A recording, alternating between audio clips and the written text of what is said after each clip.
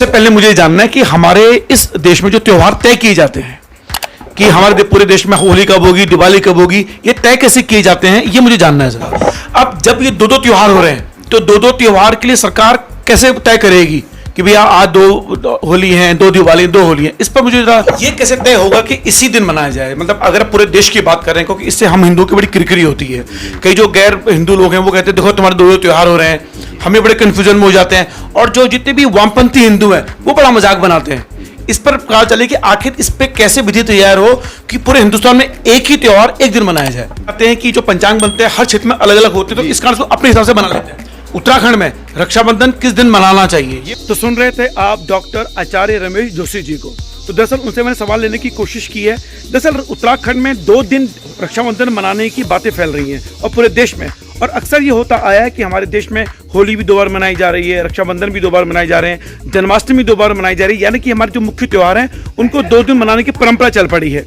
तो इससे क्या होता है कि हमारे हिंदू धर्म पे सवाल उठने शुरू हो गए कि लोग एक नहीं हो सकते। तो इस पर सवाल लेने की कोशिश की है, जवाब मिला है मुझे। सुनिए इस इंटरव्यू के अंत तक। बता दूं कि डॉक्टर आचार्य रमेश जोशी जी पंचांग लिखते हैं। इस पर लंबी चर्चा की वो अगले एपिसोड में दिखाऊंगा।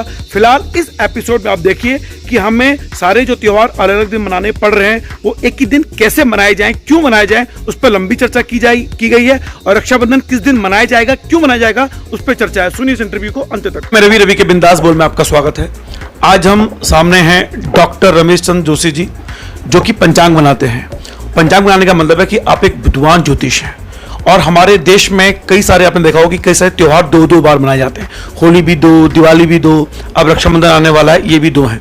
इस विषय पर बात करेंगे। पंचांग कैसे बनाए जाते हैं और क्या ये जो ज्योतिष शास्त्र है वास्तव में ये वैज्ञानिक है या सिर्फ अध्यात्म का विषय है, इस पर बात करेंगे। सर सबसे पहले आपका स्वागत है हमारे चैनल रवि के बिंदास। धन्यवाद रवि जी आपका, और सभी श्रोताओं को मेरा सादर नमस्कार, प्रणाम। आप रवि जी आज जिस विषय पर आपने मेरे से प्रश्न पूछने का प्रयास किया है ये बहुत गंभीर विषय है। आप क्या इसमें पूछना चाहते हैं? सर सबसे पहले मुझे जानना है कि हमारे इस देश में जो त्योहार तय किए जाते हैं कि हमारे पूरे देश में होली कब होगी, दिवाली कब होगी, ये तय कैसे किए जाते हैं, ये मुझे जानना है सर। हाँ, इसके लिए इसकी जानकारी भी बहुत कम लोगों को है। आपने बहुत ही गंभीर प्रश्न किया है। लोग ये सोच लेते हैं कि भारत सरकार इसको ऐसे ही घोषित कर देती होगी, लेकिन भारत सरकार का एक राष्ट्रीय पंचांग निकलता है। वो खगोल विज्ञान केंद्र कलकत्ता से उसकी गणना की जाती है, और इस पंचांग में जो तिथि पर्व दिए जाते हैं वह तिथि पर्व निर्धारण के लिए एक पंचांग सुधार समिति का गठन सन 1952 में भारत सरकार ने किया था। उसमें 100 से अधिक वेद, धर्मशास्त्र, पुराण और ज्योतिष के विद्वान हैं। उनकी ही अनुशंसा पर, उनकी ही संस्तुति पर भारत सरकार इन पर्वों का निर्धारण करके अवकाश घोषित करती है। अच्छा, अब जब ये 2 त्योहार हो रहे हैं तो 2 त्योहार के लिए सरकार कैसे तय करेगी कि भैया आज 2 होली हैं, 2 दिवाली, 2 होली हैं, इस पर मुझे 2 त्योहार जो होते हैं ये सरकार की घोषणा के बाद होते हैं। पहले कोई 2 त्योहार की घोषणा नहीं करता। यहाँ के पंडित जन ये विवाद फैलाते हैं, और सरकार ने जो एक बार घोषणा कर दी है वह अटल है। सरकार उसी पर अटल रहती है। कभी कभी क्षेत्रीय सरकारें, जो हमारी प्रांतीय सरकारें हैं, वो यहाँ के जो पंडित जन हैं, जो समाचार पत्रों के माध्यम से अपनी राय व्यक्त करते हैं, उनके दबाव में आकर कभी दूसरे दिन भी अवकाश घोषित कर देती है, जो कि पूर्णतः गलत है। होली, दिवाली और हमारी रक्षाबंधन जैसे राष्ट्रीय पर्व जो हैं वह सिर्फ एक दिन मनाया जाना चाहिए, और भारत सरकार को अपने स्टैंड पर स्थित रहना चाहिए, क्योंकि प्रमाणिक विद्वानों द्वारा उसकी प्रामाणिकता सिद्ध है। सर अब ये कैसे तय होगा कि इसी दिन मनाया जाए? मतलब अगर पूरे देश की बात कर रहे हैं, क्योंकि इससे हम हिंदुओं की बड़ी किरकिरी होती है। कई जो गैर हिंदू लोग हैं वो कहते हैं देखो तुम्हारे 2 त्योहार हो रहे हैं, हमें बड़े कंफ्यूजन में हो जाते हैं। और जो जितने भी वामपंथी हिंदू हैं वो बड़ा मजाक बनाते हैं। इस पर कहा चले कि आखिर इस पे कैसे विधि तैयार हो कि पूरे हिंदुस्तान में एक ही त्योहार एक दिन मनाया जाए।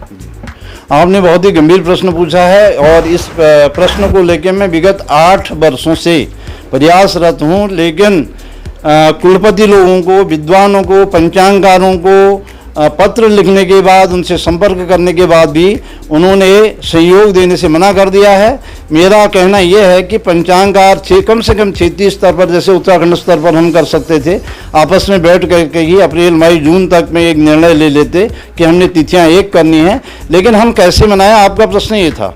अब हमारे जो हिंदू संस्कृति को मानने वाले हैं, हिंदू पर्वों को मानने वाले हैं, उन लोगों ने ये सोचना चाहिए कि भारत सरकार ने जो अवकाश घोषित किया है वह विद्वानों की रिहाई पर किया है। इसलिए भारत सरकार द्वारा राष्ट्रपति अवकाश घोषित होने के दिन ही उन्हें पर्वों को मनाना चाहिए। सरकार ये कैसे तय करे कि ये त्योहार जो है, मान ली दिवाली है, वो पूरे देश में एक दिन मनाया जाए, होली भी पूरे हिंदुस्तान में एक दिन मनाया जाए, ये मैं जानना चाहता हूँ, उस पर रोशनी डाली सर। इसके लिए भी मैंने भारत सरकार को लिखा है कि तिथि और पर्वों में एक रूपता कैसे हो। तो जैसे मैंने लिखा कि रामनवमी का जो समय का निर्धारण हो अयोध्या जी को लेके हो, श्री कृष्ण जन्माष्टमी के समय का निर्धारण अर्धरात्रि व्यापिनी मथुरा जी को लेके हो, ऐसे ही दशहरा का जो योग है सायंकालीन श्रवण नक्षत्र में, उसका निर्धारण बंगाल जहाँ की देवी की पूजा का विशेष प्रावधान वहाँ को लेके हो। इसी प्रकार होली का जो निर्धारण है वो काशी जी को, मतलब हमारी वाराणसी जी को, वाराणसी का जिस दिन होलिका दहन हो उसके दूसरे दिन सरड़ी करने का विधान जो काशी में है उसको सारे देश में लागू होना चाहिए। यानी आप ये कहना चाहते हैं कि जो पंचांग बनते हैं हर क्षेत्र में अलग अलग होते हैं, तो इस कारण से अपने हिसाब से बना लेते हैं। हाँ, लोग अपने क्षेत्र के हिसाब से गणनाएं करके अपने, जैसे अभी हमारे यहाँ रक्षाबंधन का ये विवाद चल रहा है, विशेष करके कुमाऊं में ये विवाद है। एक जो मेरा जो है, मैं राष्ट्रीय स्तर पर सोचता हूँ हिंदू पर्वों की एकता के लिए, लेकिन जो यहाँ से परंपरागत चला हुआ पंचांग आ रहा है रामदत्त जी का, उनका कहना है कि हमारे वहाँ इस प्रकार से परंपरा से चलते आ रहा है रक्षाबंधन, तो हम उस परंपरा को, हम जो वर्तमान स्थिति है उसको नहीं मानेंगे, जो वास्तविक स्थिति है हम परंपरा को मानते हुए वह दूसरे दिन के लिए अड़े हुए हैं। अच्छा, देखिए मैं आप लोगों को बताना चाहता हूं कि बहुत अच्छी बात की है, और मुझे लगता है इस विवाद का अंत भी हो जाएगा। पूरे देश में होली एक दिन होनी चाहिए, तो उसका निर्धारण होगा काशी से। अगर हम बात करते हैं जन्माष्टमी का, तो जन्माष्टमी का निर्धारण होना चाहिए मथुरा से। और हम बात करते हैं अगर रामनवमी की बात करते हैं तो उसका निर्धारण होना चाहिए अयोध्या से।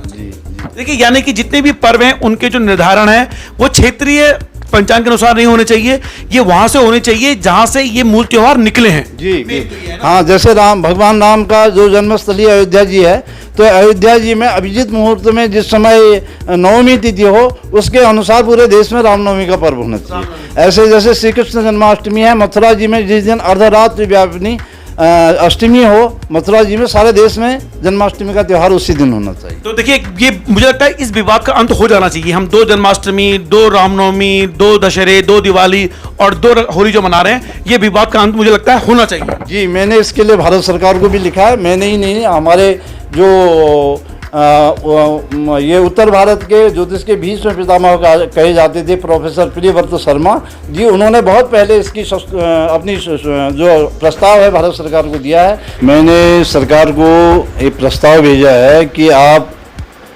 इस प्रकार से पर्वों का निर्धारण करें और प्रत्येक पंचांगकार के लिए उस तिथि में ही वो पर्व निर्धारित करने की बाध्यता हो, ऐसा आप कानून मैंने भारत सरकार से, और उस पर मंथन चल रहा है। जी सर, अब क्योंकि लंबा थोड़ा सा इंटरव्यू हो जाएगा, मुझे ये जानना है कि इस समय उत्तराखंड में रक्षाबंधन किस दिन मनाना चाहिए, ये मुझको जानना है सर। उत्तराखंड में ही नहीं, संपूर्ण भारतवर्ष में रक्षाबंधन 11 तारीख को ही होना चाहिए, 11 अगस्त को, और 12 अगस्त को नहीं होना चाहिए, क्योंकि ये शास्त्र सम्मत भी नहीं है और हमारे हिंदू पर्व एकता के लिए भी अच्छा नहीं है। मैंने ये प्रश्न जो गूगल मीट पर अभी मीटिंग हुई थी उसमें भी सबसे पूछा था कि भाई आप एक ही पर्व को 2 दिन मना करके हमारे हिंदू समाज को, भारतवर्ष को क्या संदेश देना चाहते हैं, उसका उत्तर किसी ने नहीं दिया। और गूगल मीट के बारे में भी मैं आप कहूँ कि समाचार पत्र में उन्होंने हमें जो है गलत तरीके से प्रस्तुत किया कि इनकी सहमति है, मेरी उसमें कोई सहमति नहीं थी। उनके सभी बातों का, तर्कों का मैंने वहाँ पूर्णतः शास्त्रीय खंडन किया था। मतलब उत्तराखंड में 2 दिन रक्षाबंधन मनाया जा रहा है, 11-12 को। हाँ, उन्होंने ऐसा निर्णय दिया है, क्योंकि 11 को वाले भी हैं और 12 वाले, लेकिन हमारा मत यह है कि 11 को ही पूरे देश में और उत्तराखंड में होना चाहिए। और विशेष करके उत्तराखंड के विद्वानों ने ये असमंजस की स्थिति लोगों के सामने पैदा की है। ये 12 तारीख का निर्णय देके इसको, ये 12 तारीख के दिन को नहीं मानना चाहिए, निर्णय को नहीं मानना चाहिए। 11 तारीख को ही रक्षाबंधन सबको प्रेम और हर्ष के साथ सारे देश में करना चाहिए। सर, मुझे ये जानना है कि जो ये 11 या 12 का जो कंफ्यूजन है, सिर्फ कुमाऊं क्षेत्र में कंफ्यूजन है या गढ़वाल के जो पंचांग करता है उनका भी, उन्होंने भी इसमें कुछ घालमेल किया है? गढ़वाल में विशेष करके 2 पंचांग चलते हैं, एक वाणीभूषण और एक महीधर पंचांग। तो वाणीभूषण पंचांग में तो 11 तारीख को ही लिखा गया है, और महीधर पंचांग में उन्होंने 2 स्थितियां पैदा की है। उन्होंने कहा कि 11 तारीख को भी होगा, और कुछ लोगों के मत में उन्होंने 12 तारीख को भी लिख दिया। और जो कुमाऊं के जो पंचांग है, कुमाऊं का पंचांग में मैंने स्पष्ट रूप से 11 तारीख को लिखा और उसके निर्णय भी लिखे हैं। और लेकिन जो दूसरा गणेश मार्तंड पंचांग है उन्होंने 12 तारीख को लिखा है, लेकिन उन्होंने अपनी परंपरा के अनुसार उसे लिखा है, कोई इसमें शास्त्रीय विवेचन नहीं है। अच्छा, अब मुझे अंतिम सवाल इस विषय पर कि 11 तारीख को ही क्यों मनाना चाहिए, इसके पीछे क्या वैज्ञानिक, क्या ज्योतिष कारण है? 11 तारीख को इसलिए मनाना चाहिए क्योंकि हमारा जो धर्म सिंधु और निर्णय सिंधु है, उन्होंने बोला है कि जब पूर्णिमा दूसरे दिन उदय व्यापनी मतलब दूसरे दिन अर्थात 12 तारीख को 1 घंटा 36 मिनट से कम हो तो पहले दिन ही यह पर्व मनाया जाना चाहिए। सबसे मुख्य कारण इसका यही है कि दूसरे दिन हमारे पास पर्याप्त मात्रा में पूर्णिमा नहीं है और प्रतिपदा में ये किया नहीं जा सकता है, इसलिए 11 तारीख को ही होगा। लेकिन अब कुछ लोग भद्रा का भय उत्पन्न करके इसको डर उत्पन्न कर रहे हैं समाज के मध्य में, समाज के मन में, समाजी लोगों के मन में। तो इसका भद्रा का निर्णय यह है कि जब मकरस्थ चंद्रमा होता है, मकर राशि का चंद्रमा होता है, तो उस समय भद्रा जो है पाताल लोक में रहती है, उसका यहाँ कोई दोष नहीं होता है। इसलिए 10:39 से शाम को 5:51 तक उपाकर्म, श्रावणी उपाकर्म के लिए और रक्षाबंधन के लिए पूरा दिन 10:39 के बाद जब एकादशी पूर्णिमा से तिथि लग रही है तो पूरा दिन शुभ है।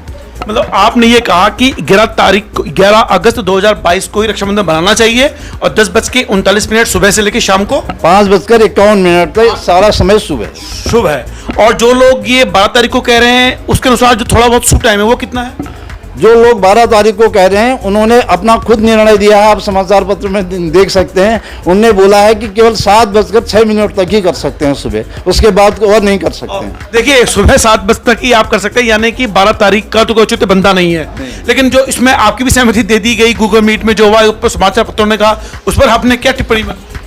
उसका मैं पूर्ण रूप से खंडन करता हूं। मैंने कहीं भी 12 तारीख का समर्थन नहीं किया है। उन लोगों ने मेरे को गलत रूप से वहां प्रस्तुत किया है, मेरा नाम डाल करके। और आश्चर्य की बात है कि जो मेरे नाम के आगे पद था डॉक्टर और आचार्य का, उसको भी उन्होंने हटा दिया, खाली रमेश जोशी लिखा है। धन्यवाद जोशी जी हमसे बात करने के लिए। फिलहाल धन्यवाद। आप लोग 11 तारीख को ही रक्षाबंधन हर्षोल्लास के साथ मनाएं। तो फिलहाल उन्होंने तर्क भी दे दिया और कारण भी दे दिए हैं। और वास्तव में होली, दिवाली, रक्षाबंधन, जन्माष्टमी जो हमारे राष्ट्रीय पर्व है, हमारे जो आध्यात्मिक पर्व है, उसको किस तरह से मनाना चाहिए उस विषय पर भी हमसे बात हुई है। 11 अगस्त को सुबह 10:39 से लेकर शाम को 5:51 तक रक्षाबंधन का त्यौहार मनाया जा सकता है। 12 तारीख को सुबह 7 बजे तक जो बाकी लोगों ने कहा है, तो मुझे लगता नहीं कि 12 तारीख का कोई औचित्य बनता है। फिलहाल रवि के बिंदास बोल देखने के लिए शुक्रिया। अगले एपिसोड में हम आपको बताएंगे कि वास्तव में पंचांग कैसे बनाए जाते हैं, क्या इनकी कोई वैज्ञानिक पहलू भी हैं या सिर्फ आध्यात्मिक है या ये अंधविश्वास को बढ़ाते हैं। फिलहाल अभी के बिंदास देखने के लिए शुक्रिया। अगर आप इसको फेसबुक पेज में देख रहे हैं तो प्लीज़ इसको फॉलो करना ना भूलें पेज को, और अगर आप यूट्यूब में देख रहे हैं तो इस चैनल को सब्सक्राइब करना ना भूलें। और इस वीडियो के माध्यम से मैंने आचार्य शास्त्री जी को कहा है कि अपना यूट्यूब चैनल बनाएं और ज्ञान बांटें पूरे उत्तराखंड को, पूरे देश को। फिलहाल अभी के बिंदास बोल देखने के लिए शुक्रिया। उम्मीद करता हूँ कि आपको सारे सवालों के जवाब मिल गए होंगे। तो दरअसल हमारे हिंदुस्तान में जितने भी त्यौहार हैं उनको अलग अलग मनाने की परंपरा चल चुकी है। ये अहम की लड़ाई है या क्या है तो आप तय करें। फिलहाल नियमों के तहत ये होना चाहिए कि पूरे हिंदुस्तान में हिंदू एक ही दिन एक त्यौहार को मनाएं। और मैंने फिर आपसे कह रहा हूँ कि जो उन्होंने कहा है कि राम जी की जन्मभूमि अयोध्या से तय होगा कि रामनवमी कब मनाई जाएगी, काशी से ये तय होगा कि होली कब मनाई जाएगी, और जन्माष्टमी तय होगी कृष्ण भूमि मथुरा से। और बात करते हैं हम नंदाष्टमी, दुर्गाष्टमी की, तो वो तय होगा कलकत्ता से। तो ऐसे त्योहारों के बारे में स्पष्ट राय रखिए, आप अपनी राय रखिए विद्वजन। तो फिलहाल आप एक आचार्य जी को सुन रहे थे, तो रवि के बिंदास बोल देखने के लिए शुक्रिया।